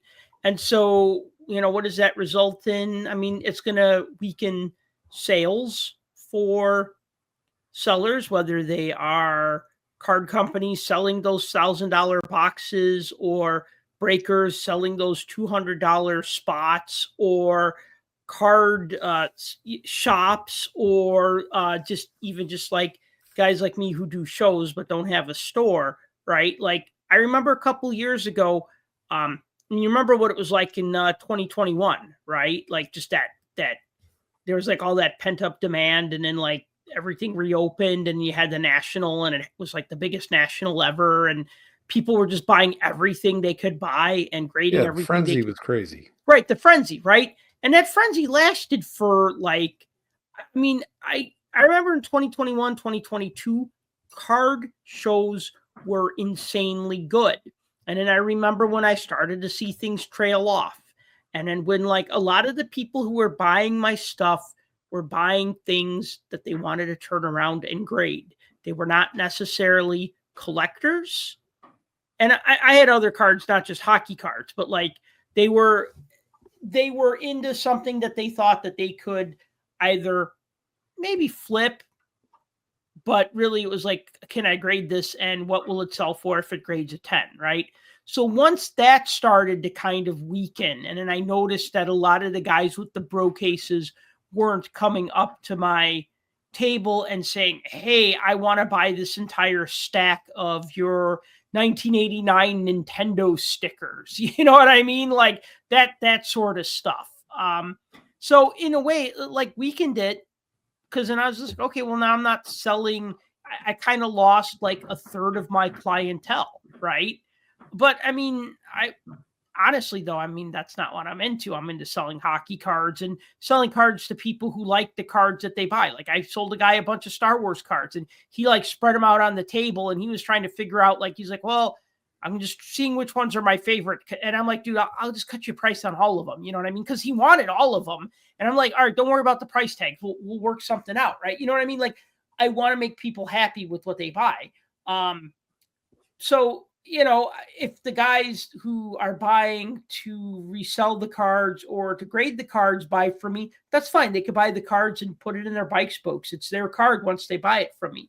But once they go away, it was like, all right, well, I'm still left with the other people who buy the cards. And those are kind of like the customers that I like to cater more towards. That being said, as someone who buys cards, when stuff ain't selling, what happens? The prices go down. And then this is where I cash it. Well, not cash in, but this is where I go, oh, look, that box of cards that was $200 is now $75 because they're trying to get rid of them. You know what I mean? And then I move in, so I like that aspect a little bit. I mean, because it can't stay like this forever. It's like, as hockey card collectors, we want our hobby to be popular enough that they keep making hockey cards. We don't want it to be so popular that we get priced out of it. And we did get priced out of a lot of it. I mean, we're going to talk about the PWHL set. I mean, it's like $160 a box for 12 packs. Was $200 a box for 12 packs. Look at like Upper Deck Series 1, Series 2. You're like $130 a box, again, for 12 packs. More cards per pack, though. But you get the idea. It's like, it's not a cheap hobby. It's not an inexpensive hobby. You got to really want to be in this hobby. Just like you want to spend that money for the concert tickets, right? Like I did the quick math. Sounds like you did about $600 a ticket. That's fine. Sounds like you had a great time. For $645, I think they ended up being, plus tax or whatever. So All right, so $600 with Ticketmaster charges. yeah, pretty much. Yeah, Clemente, Yeah. what are your thoughts on this? Oh, I was just going to say, where he's taking heat, I think, on a lot of this, other than the people that profit from his things he points out. This is the president of Upper Deck. And let's not kid ourselves, because we can go back in time and point directly to the moment where things became less about the fun and more about the investment. And who created that? This company. So it's hard to see this. I think a lot of people have a hard time seeing this come from somebody that runs the company that single-handedly put the investment asterisk on trading cards. well, wait, what was that moment? When Upper Deck started putting parallel cards and chase cards in their product, and no one else had ever done that before. And that's when it all became a gamble. Now I'm going to start open packs trying to get this thing. And, and it became way bigger than it ever could be. Okay. So, it's a hard pill to swallow coming from the source, but I completely understand what he's saying. And I think a lot of people agree with it, especially a lot of collectors that don't look at this as something to do. When you suck the fun out of something, it's no longer fun. I mean, that's just what happens. So, but yeah, go ahead, Clemente. I know you have something to say. No, I mean, I think that if you break down this post, a lot of the things he brings up, the gambling aspect and the big auction items and the big headline type stuff, we've been talking about this for years on here and privately. So that's not new. What I found gratifying is that it's very refreshing to hear this news, this information come from the president of a trading card company, because the hobby is always supposed to be fantastic, amazing, hype. Fanatics does that. Everybody does that. And so if you had written this note, Sal, or you, Tim, had written this note, I would have been like, yeah, I've heard this from you before. Why did you put it in a social media post? But coming from where it's coming from, like Tim points out, well, people are pointing out how that's kind of rich coming from you, but it just means that the hobby's in a different place, and maybe they've sat down and done the math and wondered, hey, if one or two of these pieces go away, this Jenga thing is going to collapse. And someone told me recently, we're talking about inflation and politics. And inflation is real, and prices, everything costs more money at the supermarket and everything else. But the stock market is doing super well because the stock market is speculating on AI. That's a bubble that will burst, just like the .com bubble did and tulips in the Netherlands did hundreds of years ago. Like, there's over speculation on something. And we're doing the same thing here. There's over speculation on cards and the people that are interested. We only hear about the Mickey Mantle rookie that sells and the Gretzky rookie that breaks a record, and that every day we get that in our feeds. All the hobby publications write about those things because they're massive dollar amounts. But that's only a very small percentage of people. I'm still convinced it's the same 9 people who are buying everything. maybe it's 19 people, but that doesn't make a whole hobby. The hobby's filled with millions of people like us who go to a card show, literally buy $38 worth of cards and go home, put in their binder, and they're happy, right? The key is, though, how do the top 1% of the hobby, they keep the whole thing running. I get it. They allow Upper Deck and Fanatics to create all these products. And I mean, you're already seeing it. The hobby is creating a bubble with repacks. Basically, it's stuff that's already out there. It's repurposed and resold again. It's a joke. It's the idea that you're basically trying to monetize on something multiple times. And I know the hobby is a secondary market, and I understand that. But it's not like someone comes to Sal's table and sells one card. I mean, repacks, that's a whole other way of repurposing all that stuff that's out there that nobody wants, and then create speculation on, oh, well, the chase card, I can get that one card I want to get. I didn't get it the first time, so now I can get it in the repack, and on and on it goes. So I do think that at some point it will bottom out because the economy will go south. Something will happen that's larger than the hobby. And then, we'll still be here to pick up the pieces and buy the products we want. And, my only fear is that the trading card companies are going to have to pull back in a way that is really noticeable in terms of marketing, in terms of they're going to have layoffs. Even Fanatics, that has so much money and is losing money, on Fanatics Fest, they lose money, but they don't care. It's like, if we had to buy all this advertising, we couldn't buy this advertising if for all the money in the world. So we'd rather lose 30-40 million dollars. It doesn't matter, right? We could absorb that loss to make money in other places and to build branding. So I do think it's interesting. I just found it very refreshing. I thought, when I first saw this, I thought it was fake. I thought somebody had written this and put someone's name on it, because you don't see the president of a trading card company be this honest, or at least this blunt. And I just thought it was good. And whatever happens, happens. But, there's a reason he put this out there. I think he's preparing for the worst, which at some point could happen. Well, it's easy to think it was fake too, but it came from his LinkedIn account, which if you're on LinkedIn and you have him as a follow, he posts all the time about industry type stuff and things that are going on. Like he posted something just a week ago on there about, what do you do when you have a collection and you've gotten to the point where you want to maybe sell it? Like, what do you do?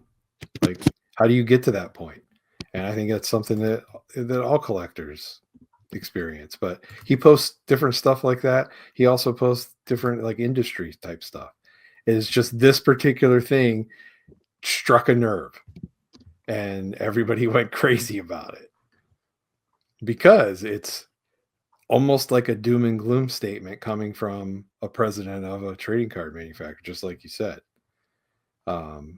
So yeah, I mean, it was interesting, and it stirred up a lot of people. I'll tell you that. All right, let's talk about the 2024-25 PWHL hockey card set. So I got a box recently, opened it up. All right, so a couple of quick retail notes about the set. It actually came out August 6th of 2025. So a couple of months ago, but, this is a weekly podcast, and we all got busy with other stuff as well. But, we talk about it when we talk about it. So when the set came out, it was $200 a box. That's for a 12-pack box with 6 cards per pack. Now the box prices have settled down a bit to $160 for a box. Like I said, you get 12 packs in a box. You get 6 cards per pack. I think it's funny because they're the same thickness as an upper deck box, but because there's less cards, they actually put a piece of styrofoam at the bottom of the box. Clemente, you remember last year with the 2024 PWHL set? You remember there was like a big blob of styrofoam? Just to get it to the same elevation as, because the box is is the same size as like same thickness, yeah. Yeah, right. So it's just to have him not move around in there. That's right. Yeah. Yeah, I remember like one thing I forgot what it was, but it was like 10 packs plus 1 bonus pack. This was like a different set. And so they put in one piece of styrofoam that was about the size of a pack just to like level it off. And I was just like, oh, that's weird. Okay. Now, according to the sell sheet, it says each box contains 3 Young Guns rookie cards, 1 Purple Dazzlers, 2 Blue Dazzlers, 1 UD Portraits, and 2 Elevated Talent Inserts on average.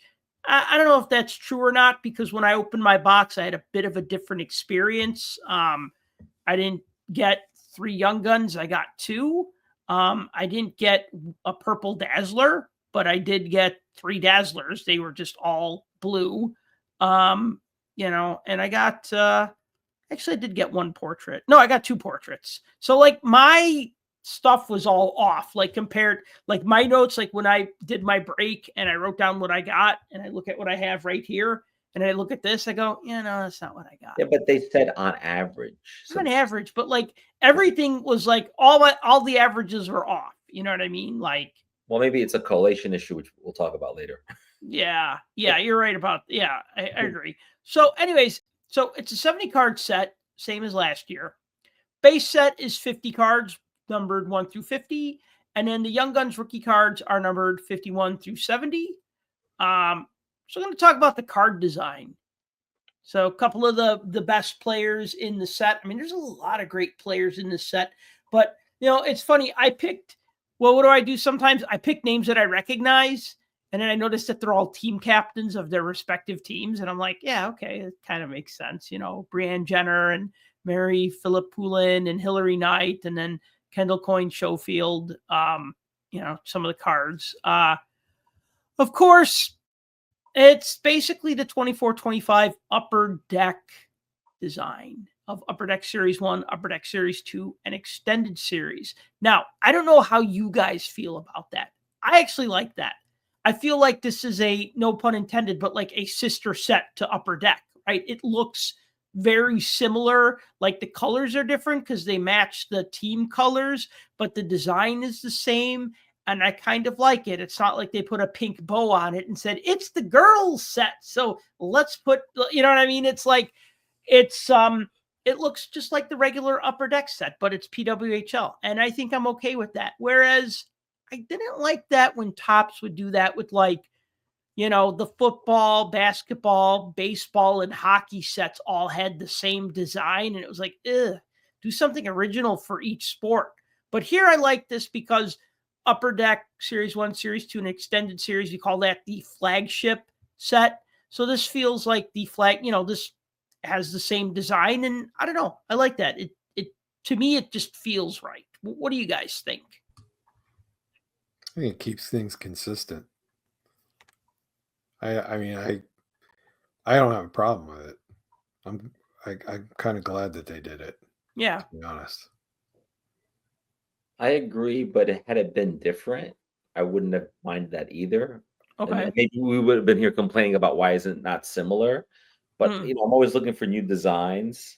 But having said that, as you were showing these cards, I was thinking like, oh, it's kind of annoying that they're all the same. And then as you were speaking, you convinced me that it was a good idea. So you got me to switch my mind. I mean, I do like that it's consistent. I do agree with that. And so I'd be curious to see if they continue doing that going forward. I think they did that because it's easier, not because they're trying to be consistent. But of course it's easier. Oh yeah, and you have the design already. It costs a lot less. It. It costs a lot less. And like I said, even though the inaugural set did so well, I still don't know that Upper Deck thought they had like a hot product here on their hands. Maybe they do that now. They know that now, but this was in the works way before it came out. So I'd be curious to see what happens in year 3 or the 3rd edition, because then you really start to feel like they're in a groove and they know what the audience wants. And they also know how many to print, because that inaugural set was like scarce. This one, I'm not so sure how many they've made. So I'd be curious to see if, you said the price has gone down to 160. I've actually seen it online for 200 still in some places. So, okay. So I don't know that it's moved, it hasn't gone down enough. And then I think Tim pointed out, it's not like at every LCS either. So I know my LCS that has Upper Deck products, I don't think they have it. I have not seen it there. And of course, came out when I was on vacation, and it was like I was totally out of town. And by the time I got back at the end of August, it was already gone. There's a retail element to this too, and I haven't seen it retail either. I have not either. Me neither. Apparently, there's blaster boxes of it, and I've not seen a one. No, same. So anyway, the design, like we said, looks pretty much just like Upper Decks, Series 1, Series 2, and Flagship Series for 24-25. It's got up to, I think, 5 years of stats on the back. Well, actually, no, there'd only be 2 years of stats because this is for this league. So up to 2 years of stats on the back. Wait, no, 24, just one year. Yeah. This is the set. Well, now we're in the 3rd year of the PWHL. So these are 24-25 cards. So they would have stats from 23-24, which was really just 2024 because I think they started in like January. So yeah. So 1 year of stats or 0 years of stats. Let me check myself there and not make stuff up. That's for other the new podcasts. Season starts up in like 2 weeks, I think.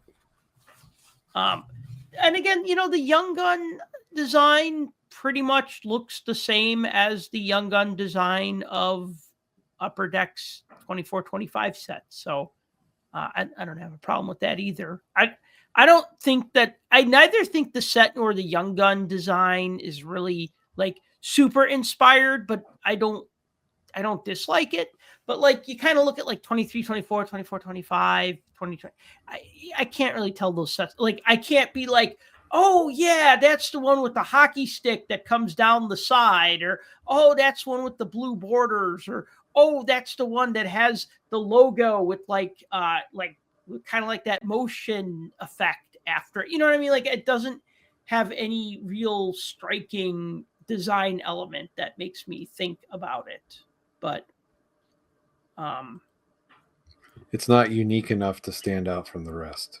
Yeah, I mean, the only Upper Deck design, a little off topic here, but the only Upper Deck like Series 1, Series 2 design that really stands out to me, and I don't even remember the year. I want to say it was 11-12, but it was the one that had the little headshot in the bottom.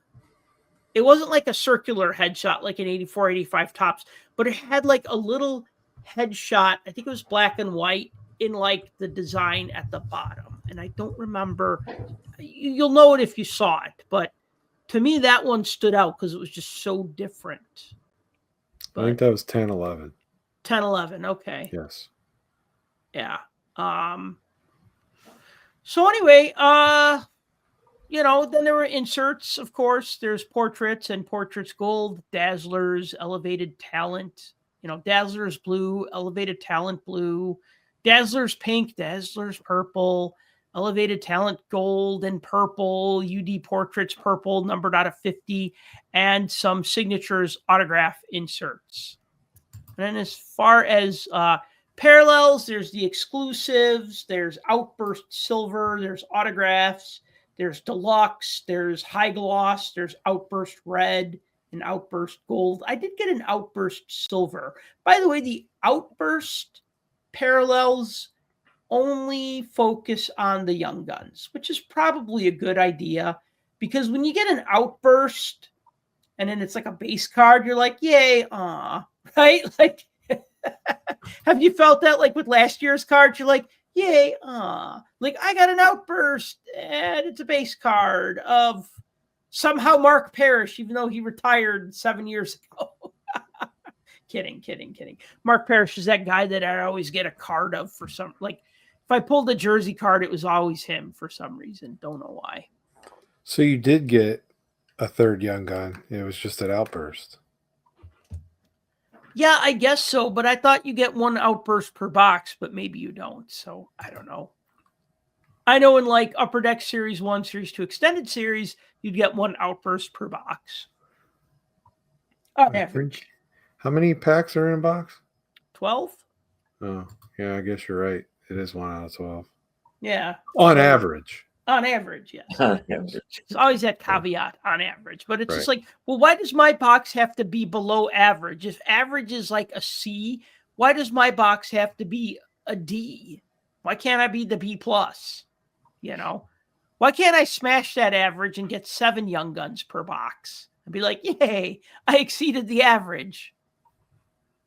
Like Han Solo said, never tell me the odds. Because if you got 7, I would get 2. So, Yeah, somebody would suffer the consequences of that, right? Right.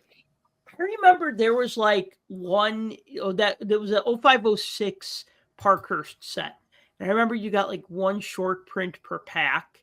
And somehow I got like a hot box that had like, I want to say maybe like 5 short prints per pack. It was something nuts, right? But and I know that set had like 200 short prints. And all I know is that when it all was said and done, I ended up with a bunch of short prints and they were all doubles of ones I already had. Like, can you imagine that? Like, if you like get a box and you're like, oh wow, I've exceeded the amount of inserts I'm supposed to get in this box, but they're all duplicates of inserts you already have, and you're like, what are the odds, right? That's like the box of 1718 O-Pee-Chee that I opened was a hot box. Every pack had a black retro in it. Wow. Yeah. Oh, that's awesome. That was a fun one. So the good, the bad, the ugly about 24-25 PWHL hockey cards. The good, the base set is relatively easy to finish. You do get 60 base cards in a box. I actually didn't get a full base set. Last year I did. I got 50 base cards and then 10 doubles of base cards because that's 60. This time I got 48 that I needed and 12 doubles, which was just weird collation. But the base set is still relatively easy to finish. One box, 2 box should do you good, or 1 box, and then you try to pick up the 2 or 3 cards that you end up needing. You do get 1 insert per pack, which I think is great because I always hate when you don't get an insert in a pack. That's always depressing when you just get a box of just base cards. You get an outburst parallel, and I think that's great. And I think the design being the same as 24-25 Upper Deck Series 1 and Series 2 Extended is great. But the bad, we're looking at like over $13 a pack. So it's like $2 a card. I mean, yeah, this is a $2 a card kind of set. You look at other cards that cost that much, and they're maybe a little bit nicer, maybe on more premium stock or whatever, you know what I mean? Like a more high-end set. The Young Guns subset will be tough to complete. You're going to need probably about 7 boxes. I mean, if you get 3 per box, if you get 2 per box, you're going to need more. And like I said, the sell sheet info seemed a bit outdated because what I got versus what the sell sheet said, yes, I understand that's on average, but like everything was just kind of off on that. So I'm not sure. I feel like sometimes companies change stuff and really it's based on the odds printed on the bottom of the box and not necessarily the sell sheet odds. And then the ugly, like I said, 1 box should complete a base set, but it didn't, at least for me. So I don't know. That's my thoughts on this. Who were your Young Guns you got again? Oh, I'll tell you, they're right here. So I got Sarah Fillier. Well, that's the one. That's the one. One you want right? to get, right? Yeah, I know last year, Clemente, you got Marie Philipppoulin, I believe. Yeah, that was the one to get. That's the one. Yeah. And then the other one I got was Manon McMahon. Manon McMahon. And then my outburst was Izzy Daniel. Okay. Yeah. So I will add to your list, Sal, that part of the good is that the inaugural set only had the city names. Now you get the uniforms with the team names, and that kind of thing, the logos and everything else. So there's that, and compared to some of the uniforms really pop, I feel like, on these cards. So even though the design is the same, the colors pop and everything else. So I kind of like that. And I'll concur with you that $13 a pack is a lot of money, but this is where the hobby's going. I feel like every product now, I mean, I don't know what Series 1 breaks down to, but it's going to be like $10 a pack, maybe more, right?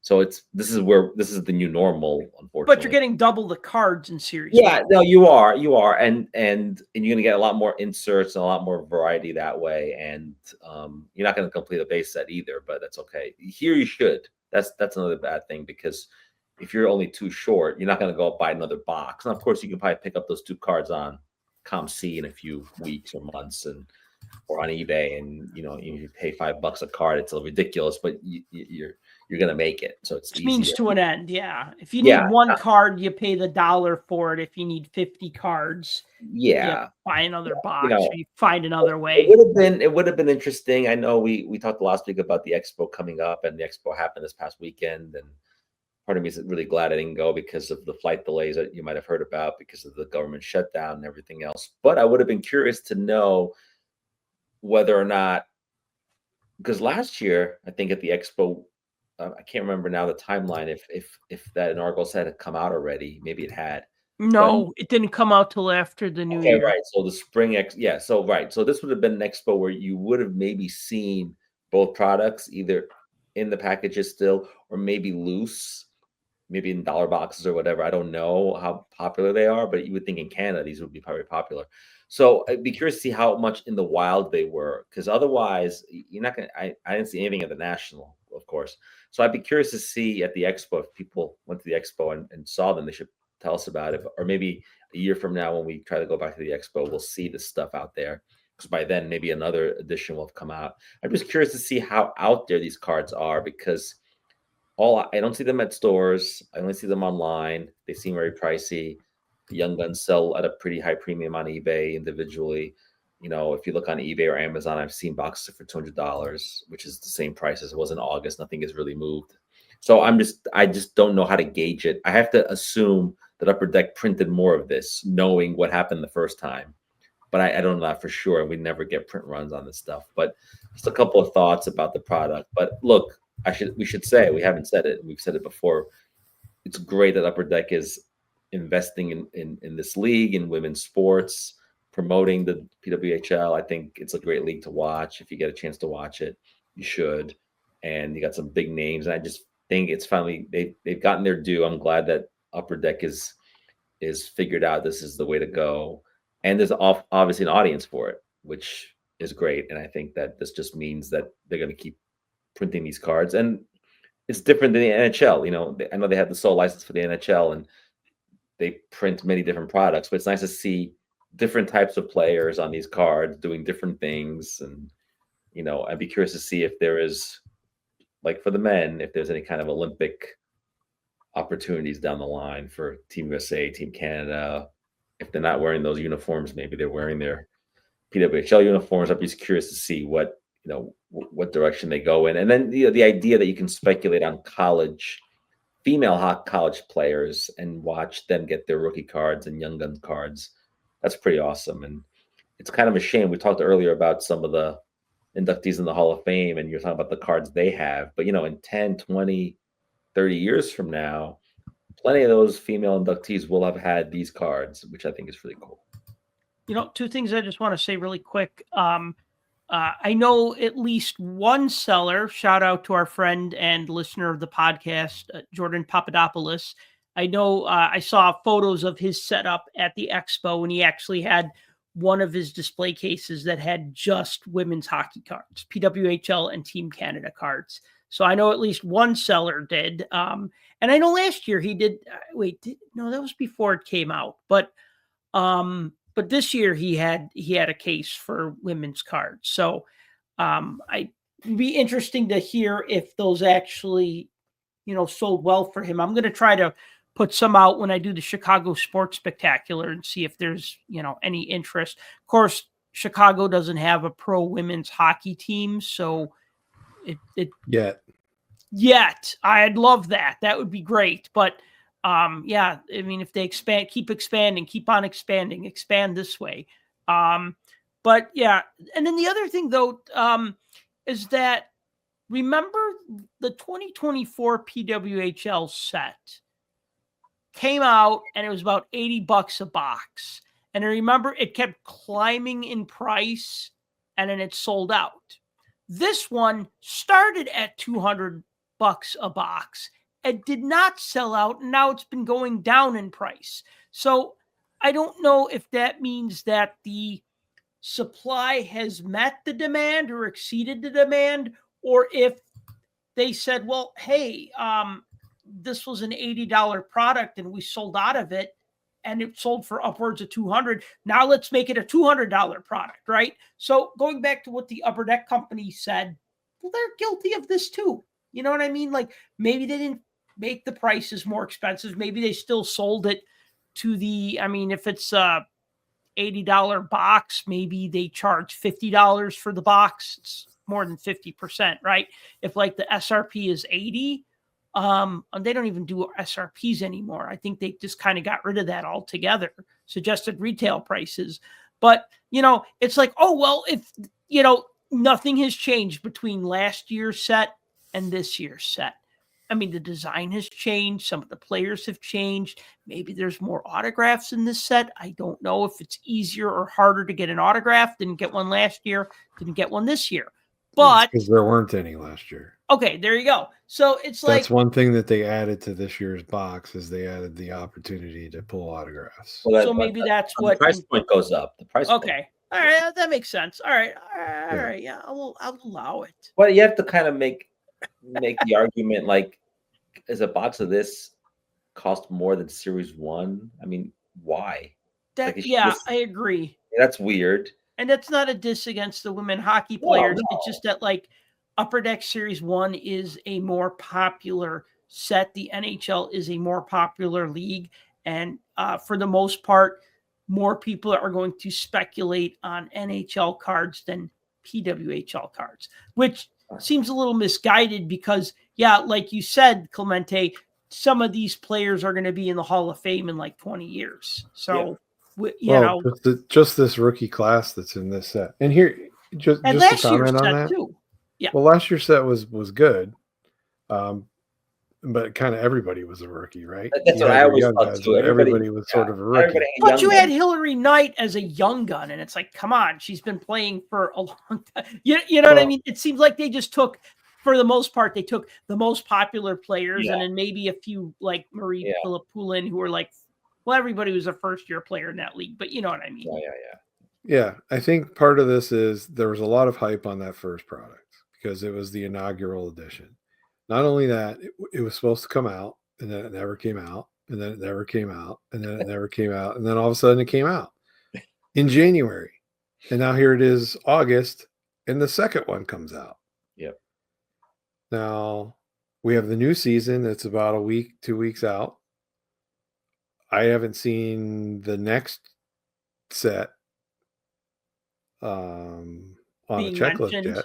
Okay. I haven't seen it being mentioned. Now, what the smart thing to do is, in my opinion, is get the photos of the new teams because you got the Seattle Torrent and Vancouver Goldeyes for this year. So the two new expansion teams. Get the new expansion teams in there, get a full season worth of stats, all of that kind of stuff before you roll the product out. That's what I would probably want to see, because if you have so much hype on one product and then halfway through the year you release another product of the same ilk, it's kind of like, wait, didn't we just get this? Right. Isn't this already out? Is this the same thing? But I mean, the rookie, just go with the rookie class because it is a small set, 70 cards, 70 base cards. Well, I guess 70 cards in general, but with 20 of them being the young guns, I mean, this is a pretty decent crop of rookies in this second set. I mean, you pulled the Serafilier, that's probably the big one right off the bat.